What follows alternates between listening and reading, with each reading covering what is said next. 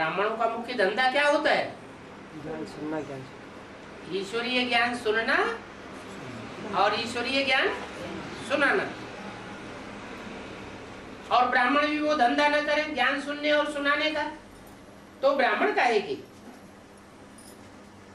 राजधानी स्थापन होती है,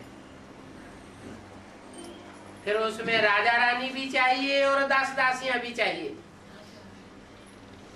तो जो सर्विस करते हैं वो राजा रानी बनते हैं, और जो नहीं करते हैं वो दास दासी बनेंगे। दास दासी और प्रजा की संख्या ज्यादा होती है या राजाओं की संख्या ज्यादा होती है? दास दासी और प्रजा बनने वालों की संख्या बहुत होती है। तो तुम ब्राह्मणों में भी सर्वसेवन बच्चे बहुत थोड़े हैं, और अपने ही पेट के धंधे धोरी में लगे रहने वालों की संख्या बहुत ज्यादा है। तो वो सब यहाँ बन रहे हैं। कहाँ? यहाँ ब्राह्मणों की संगम की दुनिया में वो दास दासी, वो प्रजा वर्ग की आत्माएं, वो राजा रानी सब यहाँ तैयार हो रहे हैं।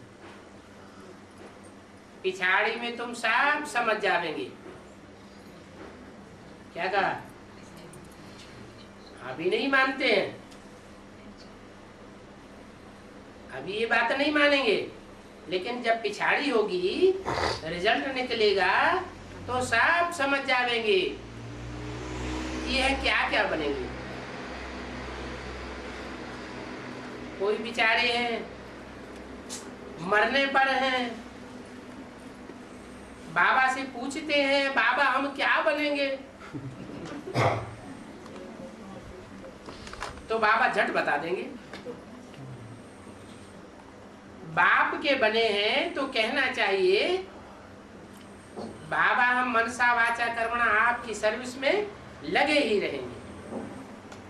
मन से भी लगे रहेंगे, वाणी से भी लगे रहेंगे, और कर्म इंद्रियों से भी लगे रहेंगे। वो सेवा नहीं करते हैं, अपने ही तन की सेवा में, अपने ही तन के संबंधियों की सेवा में लगे रहते हैं। तो फिर बेचारे क्या पद पावेंगे? नंबरवार पद तो होते हैं ना। भंडारी अच्छी संभालने वाली हो तो वहां भी भंडारी नंबरवार होंगे।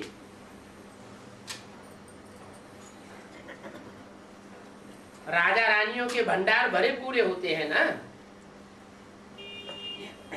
तो उस भंडार से राज परिवार भी पलता है, तो उस भंडारे से सारी प्रजा भी पलती है। इतने बड़े भंडार को संभालने वाला भी कोई वहां होगा ना, तो ये शूटिंग कहाँ होती है? यहाँ ही ये शूटिंग होती है। जो यहाँ बाबा के भंडारे की अच्छी संभाल करते हैं वो वहां भी बड़े भंडारी बनेंगे।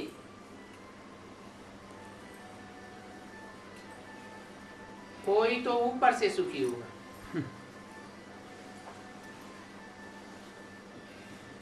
अंदर से घुल रहा होगा। कोई यहाँ ऊपर से मुखी होंगे, मुखिया होंगे, उनके नीचे फिर 8-10 और होंगे। बाबा जानते हैं कि सीखने वाले सिखाने वाले से भी ऊंच चले जाते हैं।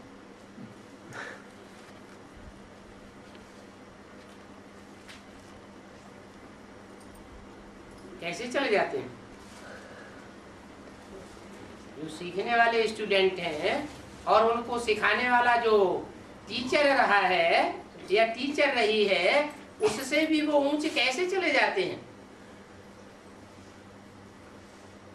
क्योंकि जिस टीचर ने संदेश दिया, सिखाया, वो अपने ही धंधे दौरी में लगी रहती है, महलमानियां बनाने में लगी रहती है, और जिसने सीखा वो विश्व कल्याण की सेवा में लग जाती है।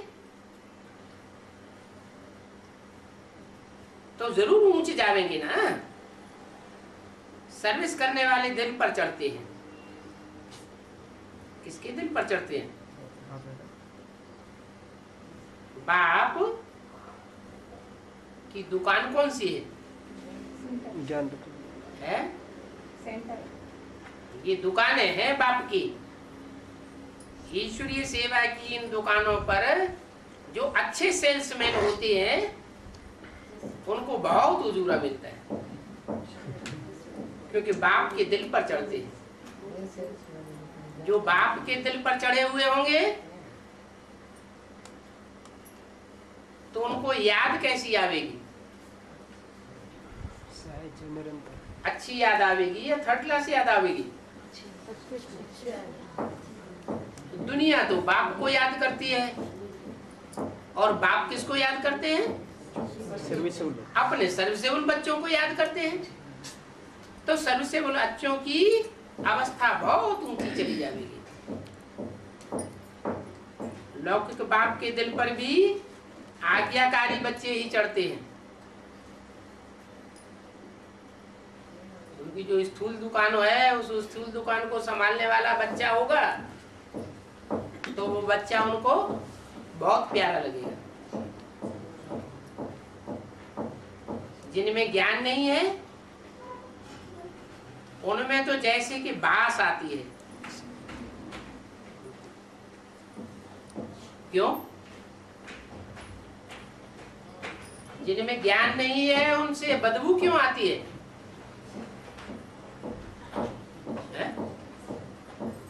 ज्ञान नहीं है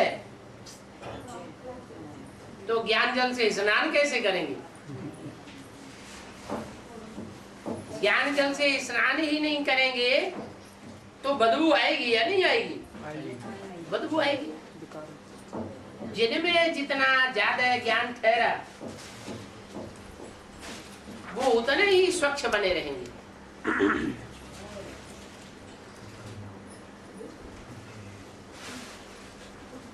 ऐसे बदबू वालों से फिर नफरत आती है।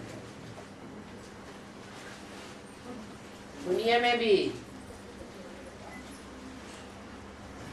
एक मुसलमान धर्म,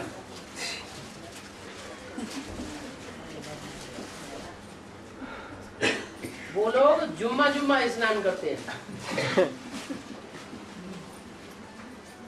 उनके देश में पानी मिलता ही नहीं। यहाँ जैसे पेट्रोल महंगा, ऐसे वहां पानी बड़ी मुश्किल से मिलता है। उन आत्माओं ने ऐसा भाग्य कहां से बनाया? उन मुसलमान धर्म की आत्माओं ने ये भाग्य कहां से, दुर्भाग्य कहां से पाया जो उन्हें पानी नसीब नहीं होता, जो रोज स्नान करे? है? ब्राह्मणों की संगम युगी दुनिया में ही ऐसे हैं कि जो गीता का भगवान बाप आकर के ज्ञान सुनाते हैं, गीता ज्ञानामृत देते हैं, तो उस ज्ञानामृत की ना कदरी करते हैं। क्या? गीता ज्ञानामृत की ना कदरी करते हैं। उनके पास ज्ञान जल का स्टॉक होता ही नहीं। कोई अगर दे भी तो भी फेंक देते हैं।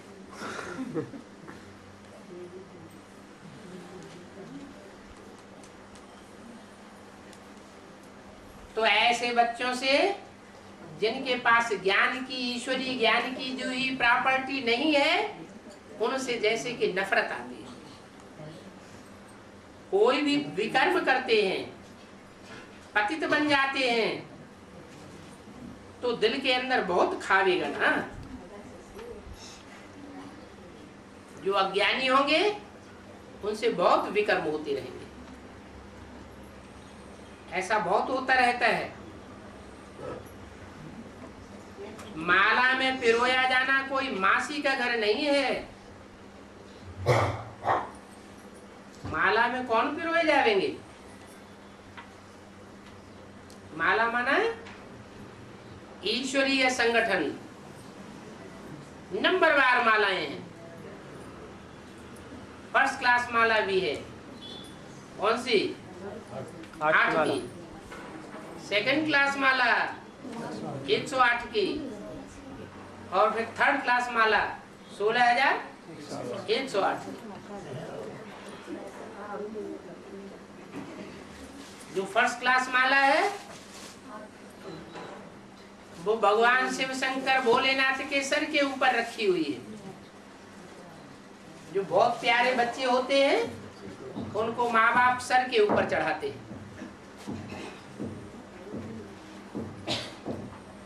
फिर है विजय माला, गले की माला। गले से मिलते हैं ना,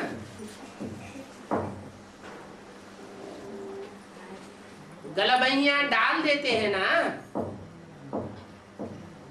तो ऐसे जो गले की माला बनते हैं वो है 108 बच्चे। और फिर है 16,108 की माला जो भुजाओं में लपेटी रहती है।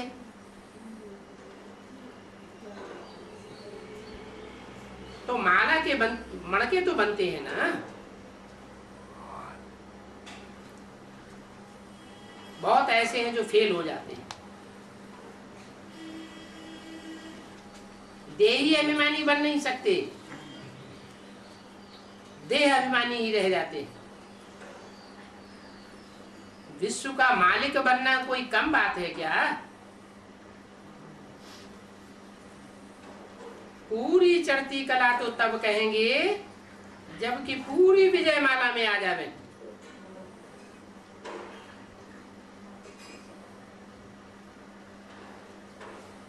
हर एक खुद ही समझ सकते हैं कि मैं कितनी सर्विस करता हूं। प्रदर्शनी में बहुतों से बोलना भी होता है।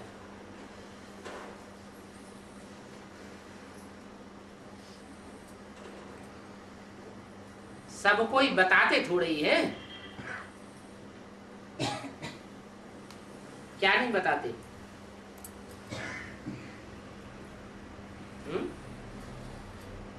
प्रदर्शनी में क्या बताना है? अरे हमारी प्रदर्शनी कौन सी है? चैतन्य चित्रों की प्रदर्शनी है। त्रिमूर्ति के चित्र पर या बैज में बैठ करके समझाओ कि ब्रह्मा का पार्ट इस समय किसका चल रहा है, कौन प्रैक्टिकल पार्टधारी ब्रह्मा है, कौन प्रैक्टिकल पार्टधारी विष्णु या वैष्णो देवी है, और कौन प्रैक्टिकल पार्टधारी शंकर है। 3 पुरियां है ना, ब्रह्मापुरी, विष्णुपुरी और शंकरपुरी। 3 पुरियों के 3 धाम गाए हुए हैं, दुखधाम, सुखधाम और सबसे ऊंचा शांति धाम। तो तीनों पुरियों के अधिष्ठाता कौन कौन है वो चित्र बैठ करके समझाओ।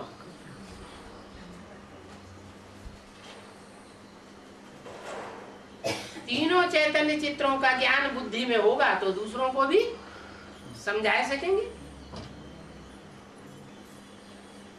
आगे चल करके बहुत होशियार हो जाएंगे। अभी तो इतने होशियार थोड़े हैं। कितने होशियार? जो चैतन्य चित्रों को समझा सके। ये है बहुत ऊंचते ऊंच कुल, और वो है शूद्र कुल। ऊंचते ऊंच कुल कौन सा है? प्रजापिता ब्रह्मा कुमार कुमारियों का सूर्यवंशी कुल, उनका है शूद्र कुल। तो हम ब्राह्मण बनने से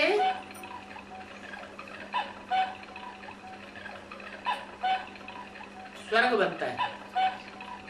समझाओ, हम ब्राह्मण बनते हैं तो तुम स्वर्गवासी बन सकते हो। आगे चल करके तुम देखेंगे कि कितने ढेर आते जाएंगे। क्या कोई एडवर्टाइजमेंट करने की दरकार नहीं पड़ेगी, अखबारों में डालने की जरूरत नहीं पड़ेगी। टीवी वालों को या रेडियो वालों को पैसे तो तुम अभी भी नहीं देते हो, लेकिन आज वो अपने आप ही आवेंगे, बहुत आवेंगे। ये ऋषि मुनि सन्यासी भी आते रहेंगे। क्या ब्राह्मण को देना। जो अभी बहुत अहंकार में रहते हैं वो भी आवेंगे। बाबा जो ये बना रहे हैं, क्या कि स्वर्ग बनाने वाली गीता कौन और गीता का भगवान कौन, और नरक बनाने वाली गीता कौन सी, और नरक की गीता का भगवान कौन। ये चित्र अभी तैयार हो रहा है।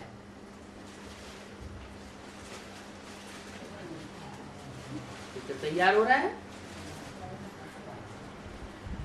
ये दोनों ही गीताओं का जो चित्र है वो चैतन्य में तैयार हो रहा है या जड़ गीता तैयार हो रही है? चैतन्य गीता तैयार हो रही है।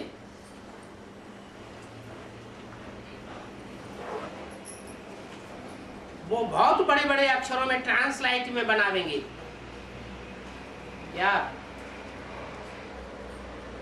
गीता का भगवान कौन, कृष्ण या निराकार शिव शंकर भोलेनाथ, वो चित्र ट्रांसलाइट का बनावेंगे। गीता भी चैतन्य और भगवान भी चैतन्य। वो जड़ बुद्धि गीता से नरक और चैतन्य बुद्धि गीता से स्वर्ग।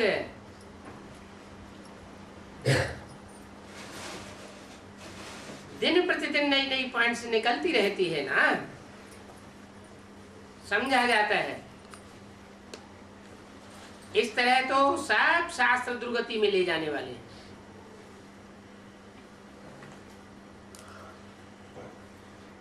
शिव बाबा तो अब बनाए रहे हैं।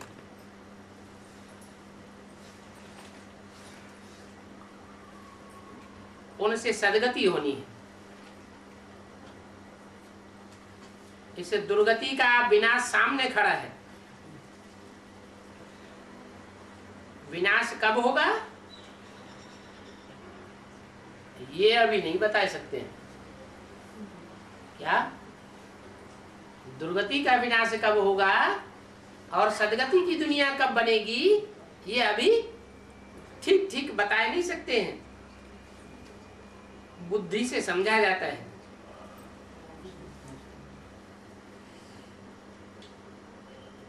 ये विनाश की डेट बताना ड्रामा में नूद नहीं है।